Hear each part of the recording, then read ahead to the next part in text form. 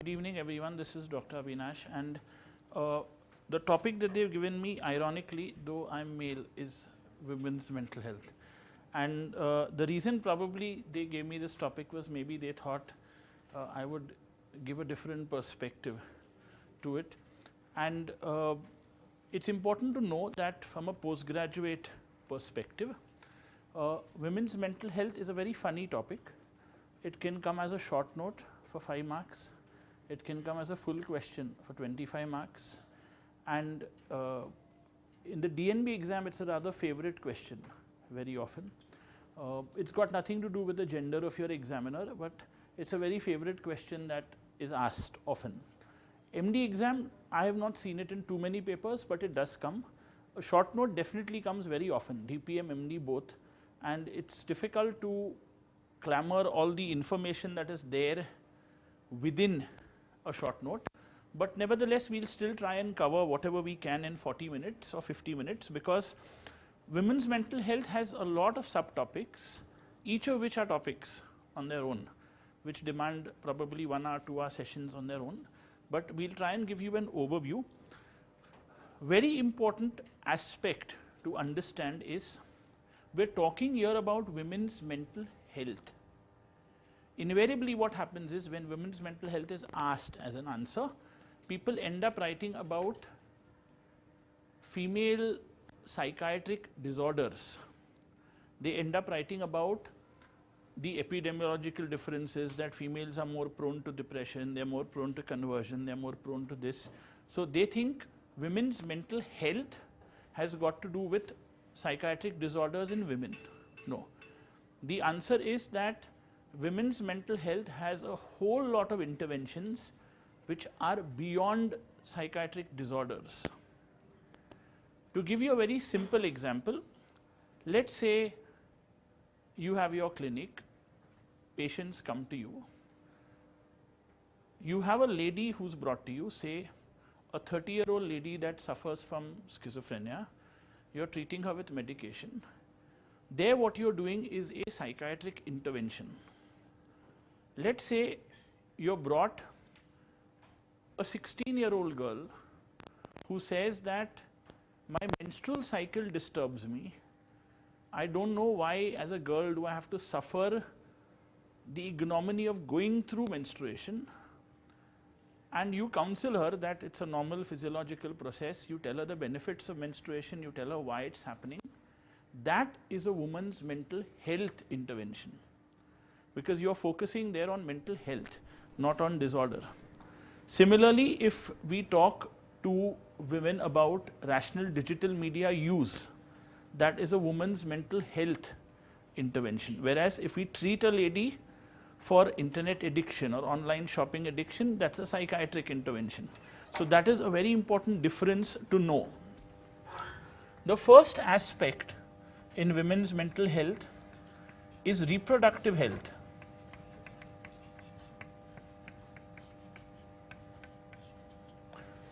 And under reproductive health, you have 3 phases. A, menarche, B, pregnancy, and C, menopause. So menstruation and the entire period from when menses starts till probably the lady achieves her pregnancy is the first aspect. Treating PMS is not a woman's mental health intervention, it's a psychiatric intervention. Psycho-educating them about handling PMS is a woman's mental health intervention. So the first step is we teach women to accept the menstrual cycle as it is. Why women's mental health is needed in the first place? Because unfortunately, except maybe in a few urban cities, that also I would say in a few pockets of urban cities, we are in India or countries like India in a society that is deep rooted in patriarchy. So most women are not taught about mental health, not spoken about mental health. It's spoken about, but not specifically for them. The important thing is you will have a whole group of people who will tell you PMS or premenstrual syndrome is a normal phenomenon. agreed. Every lady undergoes PMS symptoms, physical, psychological or otherwise. 10 to 15% probably need intervention. The rest need mental health management during the PMS. So that's the first aspect. The second aspect is you are always taught about managing postpartum disorders. You're taught about managing postpartum psychosis. You're taught about managing postpartum depression. No one speaks about the lady and her psychological management during the 9 months of pregnancy. Why is that important? One, there is a whole gamut of physical changes that happen during pregnancy, which is happening for the first time, sometimes the second or third time, depending on the lady. Two, hormonal changes that happen. Usually the first 7-8 months of pregnancy are very good because there's a lot of positivity in the hormones which are there. The problems start towards delivery when the hormonal changes happen. But no one is psycho-educated about that fact. When we work with pregnant women and talk to them about men being part of the pregnancy, that is a positive woman's mental health intervention. One of the commonest complaints of most women during pregnancy is that their husbands do not accompany them for many of the gynec visits. Their husband is not spending probably time with them during the pregnancy, and they are staying with parents or in-laws, and very often a few scuffles happen and they get upset. Why? Because they are already sensitive. While we talk about biological factors leading to postpartum depression, it is important to understand that the neurobiology of the brain changes every month as pregnancy ensues. So every month biologically the brain also changes. What is now known as the neurobiology of motherhood. So that is something which we have to tap on as a woman's mental health intervention. And teaching couples to go through the 9-month pregnancy is not a couples based intervention, it's an add-on to women's mental health intervention. The other aspect that comes into women's mental health intervention is managing, psycho-educating and psychologically handling issues that may arise due to overuse of oral contraception.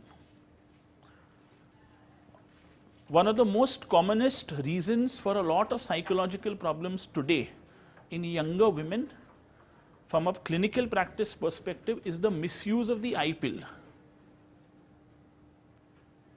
The overuse and the misuse of the I pill.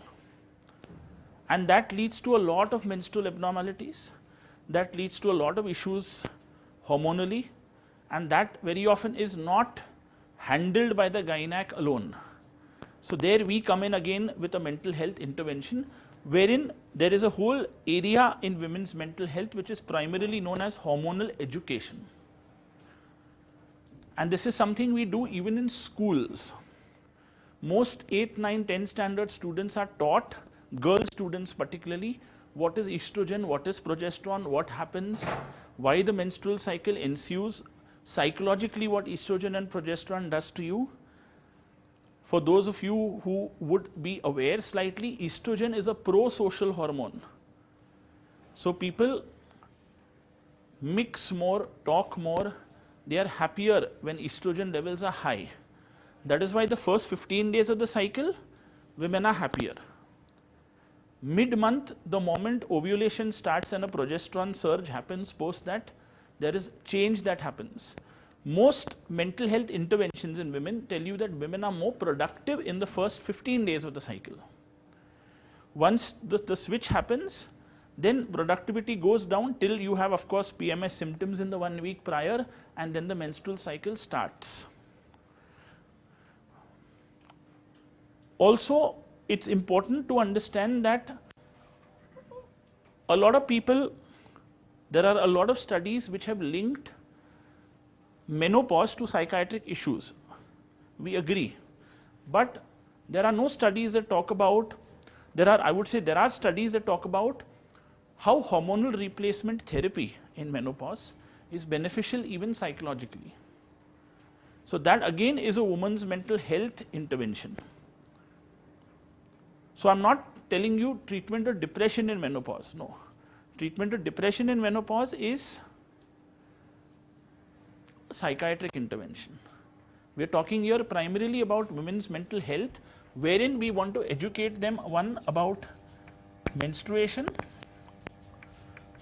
two, pregnancy,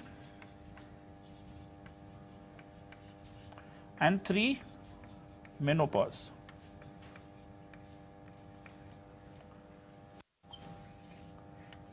Second very important area under women's mental health is female sexual health. Now understand this, here we are not talking about the disorders that DSM-4, TR or 5 gives us under female sexual dysfunction. Here we are talking about normal sexual health, which entails two aspects. This could be an adolescent group, this could be an adult group. When we conduct sex education sessions for adolescent girls in a classroom, it's a women's mental health intervention. And it's needed more than ever, because nowadays when we work in schools, we are seeing more and more children at 13, 14, 15, 16 who are sexually active. Earlier we used to see this happen post 17, 18 or once college started. Today we are seeing a lot of it happen at a school level. So all the more they need to be educated. I remember when we used to do sex education sessions for female children, a lot of the teachers used to come sit and tell us, don't talk to them about contraception. Because if they know, they will use, they will experiment, they will try. And I would always argue that it's better I tell them than the servant lady or the watchman or the neighbor or someone telling them. So the moment we started teaching them, we found they were well aware already. A lot of children in schools know a lot about many things, more than even we expect. We go there expecting they know less, but they know far more. And the other issue is that a lot of them want to know, because the female body sexually is very different from the male body. If you read a book written by Havelock Ellis, it's an old book written in the 1890s, but it's available. If you are lucky enough, I don't know, what is that, Fort area, they sell books on the road. I don't know, now in the rainy season you may not get them, but if you are lucky enough, you will get a copy there. If you go through it, he very clearly mentions that in relationships, okay, why do women suffer more after a breakup? Very simple explanation he's given, which is psychodynamic, but I feel relevant, is he says that when you look at women, it's well known in any relationship, if there has been physical involvement, sexual involvement, breakup is far more difficult. If it's just been a relationship which is superficial, fine, breakup happens, you feel bad, but you get over it. But if the woman has been physically involved, the breakup is far more traumatic. Giving up on the guy is far more traumatic. Recovering is far more traumatic. The reason being, his simple explanation is that in female sexuality, the whole process involves taking another person's body within. So you are the one who takes in something as a woman versus the male, where the sexual organ is an external appendage according to him.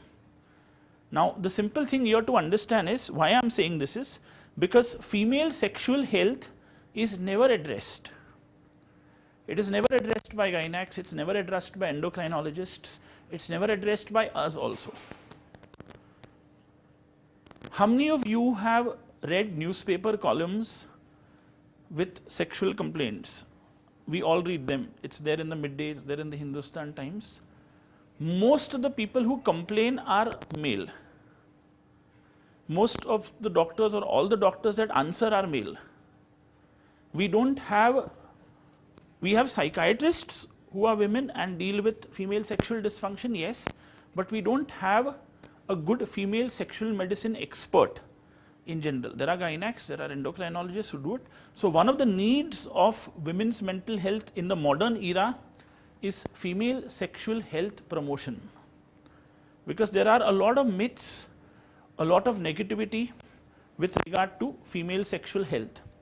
Female sexual health and menstruation are very important areas, because in the so-called pop culture phenomenon and stigma,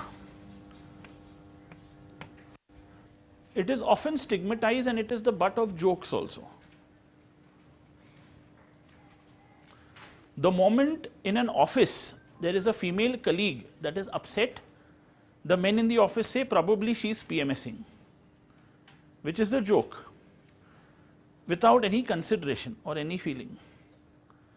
Or if she says I'm tired today, then probably she's having a periods, and fun is being made of it. That is something which, as a woman's mental health intervention, the stigma and the myths related to menstruation also have to go. Can anyone tell me any myth related to menstruation? Anyone?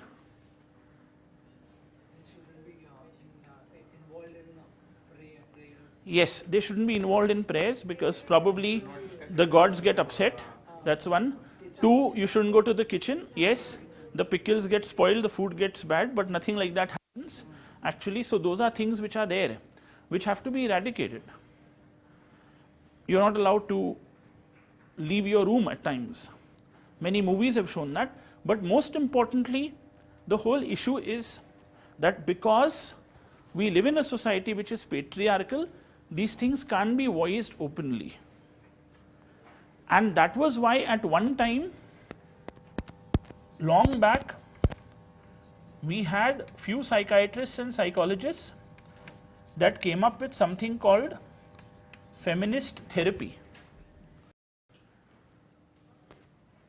Feminist therapy is not anti-masculine. Please remember that. Feminist therapy primarily means it's therapy treatment done by a lady who understands the patient who's coming because she's a lady. So it's a pro-female perspective. A lot of people feel feminists are against the males. It's not that.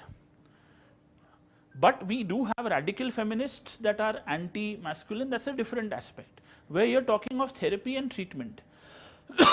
Another very important aspect is that sexual health, when it comes to even clinical complaints. So one of our mental health interventions is also educating PCP, primary care physicians, about sexual health, female sexual health, so that when people go to a GP, they should be aware. Now, always remember, most women mental health interventions are non-pharmacological. They are all psychoeducative or psychotherapy based or family psychoeducation based, or for that matter society based. So you educate the masses. Very pertinent issue that also comes under women's mental health is, and something which is neglected,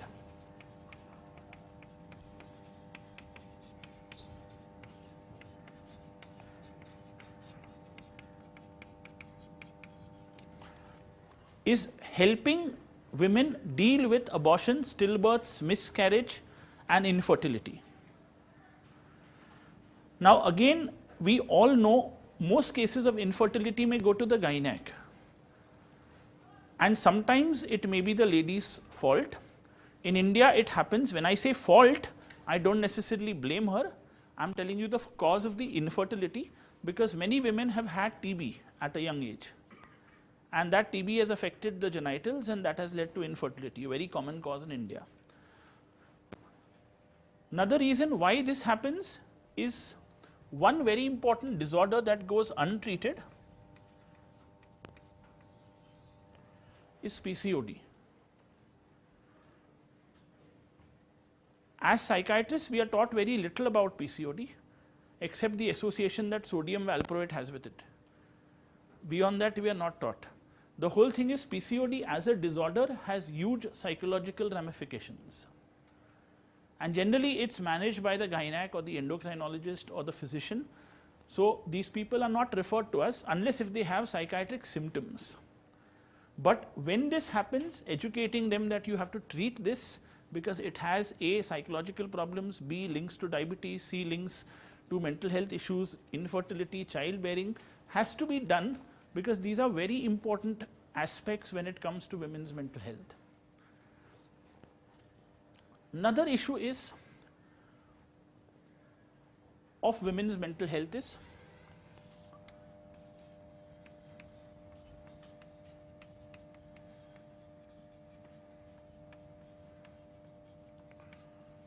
occupational mental health, or today's era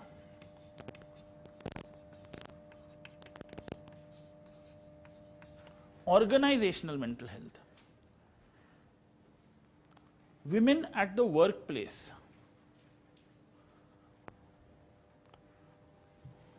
And women at all levels of work need mental health intervention. So the lower rung of workers, the middle rung of workers, even if they are at a boss position, they need mental health intervention. Right from ergonomic or environmental modifications depending on whether they are in pregnancy, whether they have medical problems, to shift work, to sleep issues, to multiple things. Female organizational mental health is never taken up as a separate issue. It's always thought to be a part of workplace mental health. Who manages mental health at the workplace? In most companies, it is the HR professionals. 95% of HR professionals are male. Only 5% are female. So again, women's workplace mental health is something which is neglected.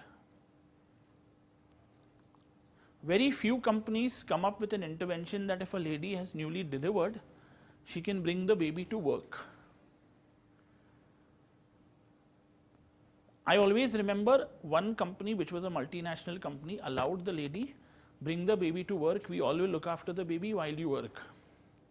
You don't have to leave the baby at home.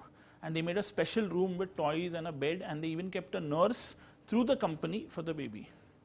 But not many companies would want to do that. So abroad, there is probably a lot of awareness, but in India, we don't have. What is also very important to understand is when it comes to women's mental health, the reason it is very often neglected is funding. There are not many companies that would want to invest in women's mental health. To give you a very simple example,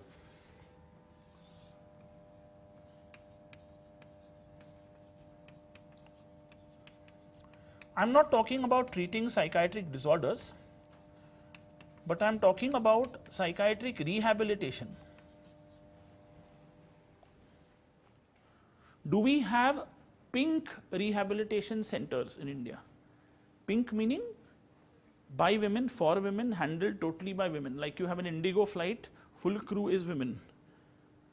Same way, do we have a rehab center for female patients alone, where all the staff is female? There is one outside Varanasi, there is one in the south, beyond that none. They pick up even destitute women, they pick up even others, rehabilitate them. Now, what is very important to understand is acute psychiatric intervention can be done by anyone. But rehabilitation interventions which are aimed at mental health would need women mental health professionals that understand the long-term implications for women. Very often we come across women who are working, develop a psychiatric problem, lose their livelihood. We treat them, send them back, but the major mental health intervention is not treating them, getting them symptom free and sending them back. The major mental health intervention is who is going to see that they get their occupation and employment back. I always remember I had a lady patient who was working in the stock exchange at Bombay. She developed schizophrenia because of certain issues at home. There was no genetic loading, there was nothing. We treated her, she was absolutely symptom free. She recovered, but the stock exchange refused to take her back, saying that she's an accountant. What if things go wrong? The matter went up to court. Sadly, in a country like India, it took around 10 years for the matter to finish.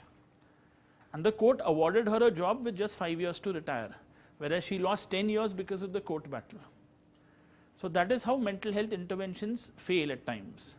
We don't have fast track procedures for these things. We don't have a system in place that looks at women workplace rehabilitation. No, we have nothing of that sort. One of the other issues that comes under the gamut of women's mental health is mental health for medical disorders seen specifically in women. Tuberculosis, HIV, diabetes, and cardiac rehabilitation. How many of you know of a field called behavioral cardiology? It only looks at psychosocial factors that lead to cardiac illness.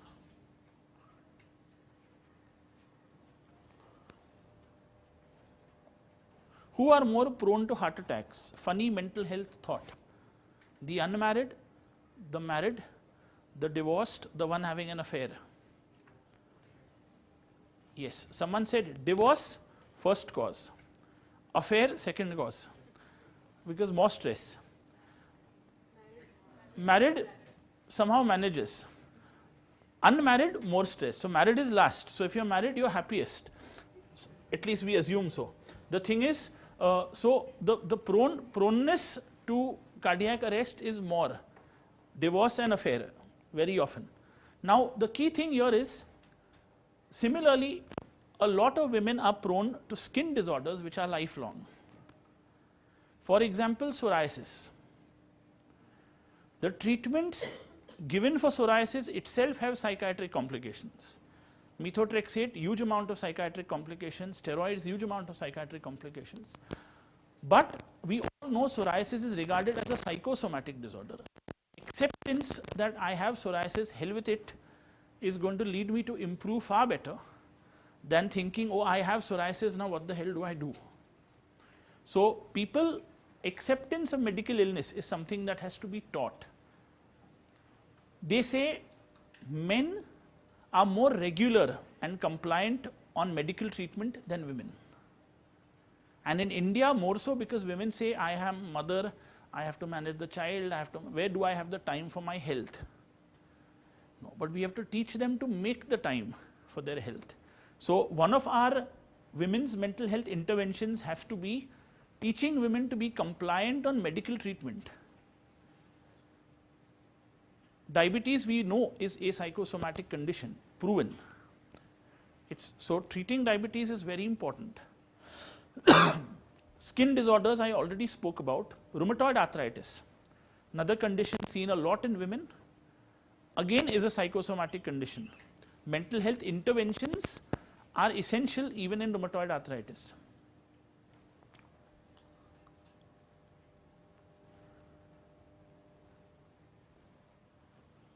How many psychoeducational interventions have you heard or done with psychiatric patients in your OPD, telling them about normal sleep? Telling them what sleep is, how they should sleep, how they should not sleep, what to do, what not to do. That's never taught. One of the things which is a very important aspect of women's mental health intervention is the phenomenon of sleep hygiene. and sleep management.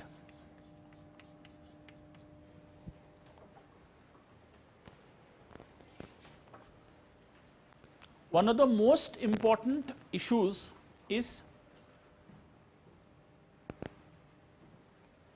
most women fall back on sleep. They complain of lack of sleep. It's a very common symptom because they very often say, I'm the last person in the house to sleep and the first person in the morning to get up. And even when they go to sleep, they are not free of thoughts. Of course, in today's era, the commonest mistake is the smartphone, which is looked at prior to going to sleep. And 12 becomes 1:30 before you realize. But more than that, sleep hygiene, about what to do prior to sleeping. A simple thing like learning to relax before you sleep, not thinking about what I'm going to do in office the next morning, which is then going to rob another hour of your sleep, is very important. Switching off, it has to be taught and it has to be made a habit. How many hours of sleep is needed have to be taught. Which position suits you for sleep may have to be spoken about. And most importantly, are environmental factors where you sleep fine have to be taught about. One of the main causes of sleep issues in women, particularly in India, is there are multiple family members in the same room. One wants the dark, one wants the light, one wants the night lamp, one gets up, puts on the light. These are things that happen because of lack of space. Another women's mental health intervention in adolescence, and very, very important, what we are doing now in schools particularly, is handling relationships and managing non-suicidal self-injury.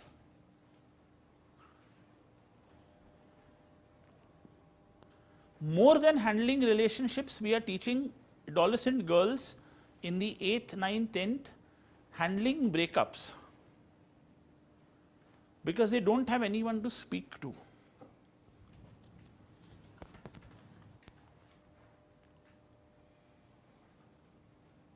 It is also important to understand that psychoeducating women about psychiatric medication is also a mental health intervention.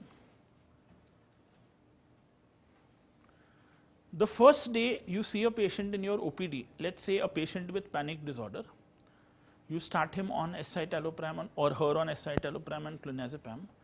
How many of you have told the patient that the medicine will be required to be taken for 6 months on the first day? We very often tell them 15 दिन ये लो और वापस आओ. How many of them tell you कि ये दवाई जो है escitalopram उससे एसिडिटी हो सकती है, दूध के साथ लेना है, ऐसे खाली पेट पे नहीं लेना है. Clonazepam can cause drowsiness. If you feel too drowsy, tell me. If you feel less drowsy, tell me. If you feel no, that psychoeducation is also not done. I agree, we have a huge patient load, but that doesn't mean we cannot talk for 5 minutes. So, psychoeducating patients about medication is also a women's mental health intervention. Another issue which also comes up when it comes to women's mental health is, are women's mental health interventions done by women accepted far more or done by men accepted far more? It will amaze you that studies done have shown women's mental health done by the opposite gender are far more accepted by women. We are not saying women don't listen to women, but the whole answer here is that it is far more accepted. Why? Reasons qualitatively given are, they believe that this man being male has taken the trouble to come here and talk to us about this. That means he's a nice guy, you know, listen to him.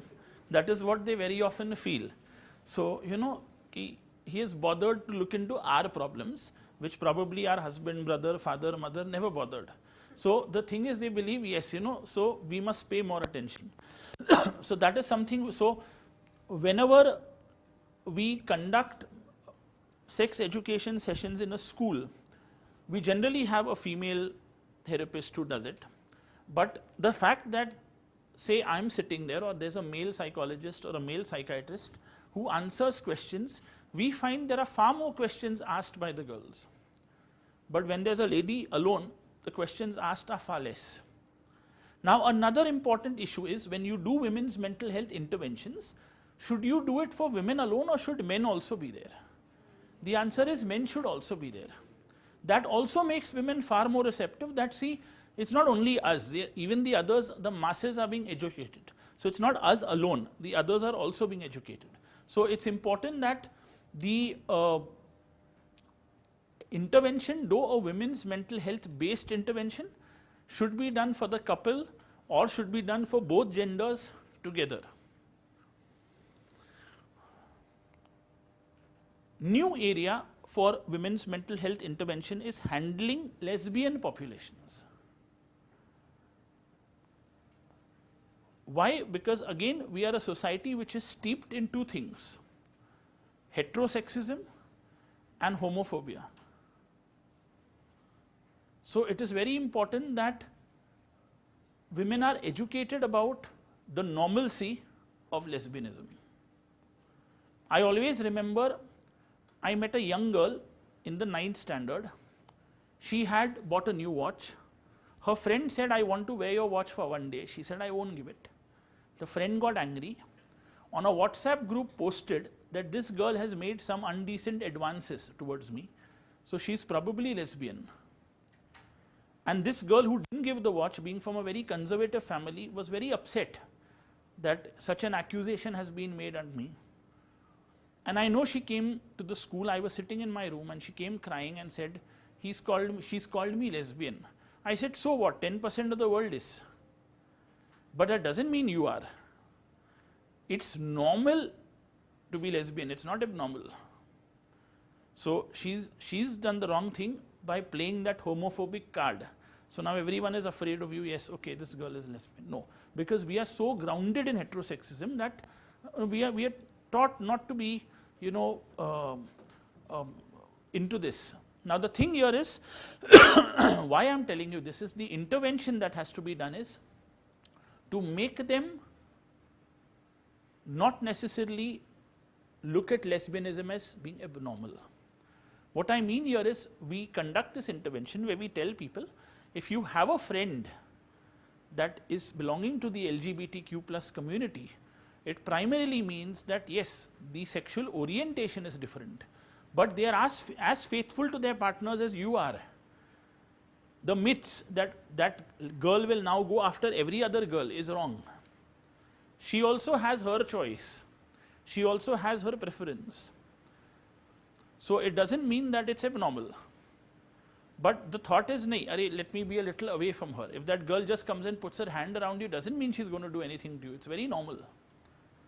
But just because we know that she belongs to the LGBTQ plus community, other women look at her, oh, she's touched me, means she has something wrong. No, that feeling has to go. The other thing that also comes up is, in India, educating daughter-in-laws how to handle their mother-in-laws. Very important women's mental health intervention. I remember we did a program for Rotary Club for daughter-in-laws. How to make your mother-in-law smile. We thought 50, 60 people would come, around 600 people came. So we realized how important a problem it is. And they were writing notes like you all are writing. They felt that this will be all helpful or whatever, but they were basic tips on handling relationships that we spoke about. But that's a very important intervention that has to be taught. Another important women's mental health intervention is women caregivers of people that suffer from mental illness. So wives of substance abuser patients, wives of substance abuse patients, wives of patients who suffer from schizophrenia, spouses of patients that suffer from dementia, their mental health is paramount. That is never looked at. So that intervention also has to be done. Another important area of women's mental health intervention in the modern era today is social media handling, which I think is for both genders, but it can also have a little bit of a feminist perspective to it.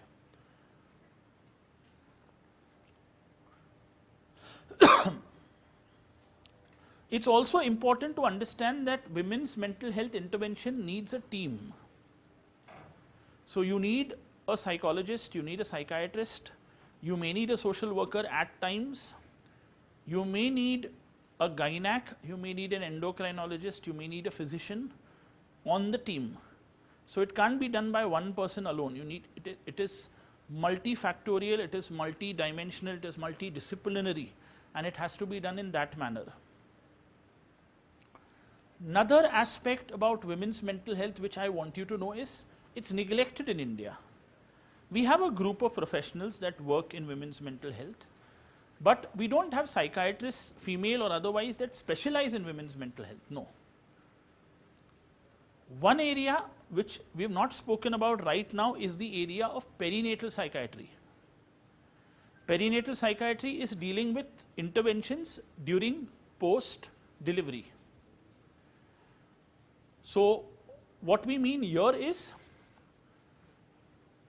handling psychiatric problems. Yes, a lot of people feel that perinatal psychiatry means the psychopharmacology of pregnancy and lactation. No. It means dealing with normal issues that arise during pregnancy. It means also dealing with psychological issues that arise during breastfeeding. Lot of women are worried about breastfeeding because they feel it disfigures the breast. That's a myth. So they need to be psycho-educated about that. They need to be psychologically educated that breastfeeding is important for the baby. It's not just the gynacs or the neonatologist who will do it, even we need to do it. There is also a very important need in perinatal psychiatry, something which is linked to women's mental health, which is infant mental health. And that again is never taught. It's a chapter in Kaplan, if I'm not sure, but it's never read. At least it used to be there. I don't know if the newer editions don't have it, but it's something which is not read. Because infant mental health and women's mental health are interlinked. So both can intervene for each other. So you have a lot of mother-baby interventions also which are a part of women's mental health.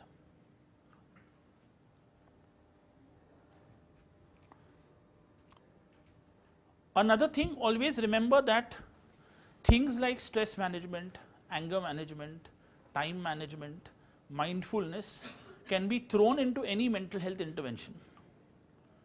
So if you get any mental health answer, you can always write 3 or 4 lines on all of these. They will be part of most mental health interventions, whether geriatric, whether adult, whether adolescent, whether women's. So they can also be thrown in.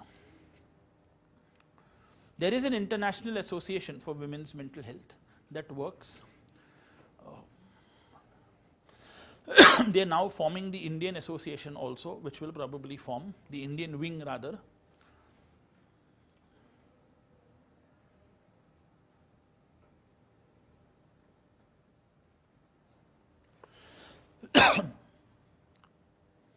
From a neurobiological perspective, also what is very important is the male brain different and the female brain different?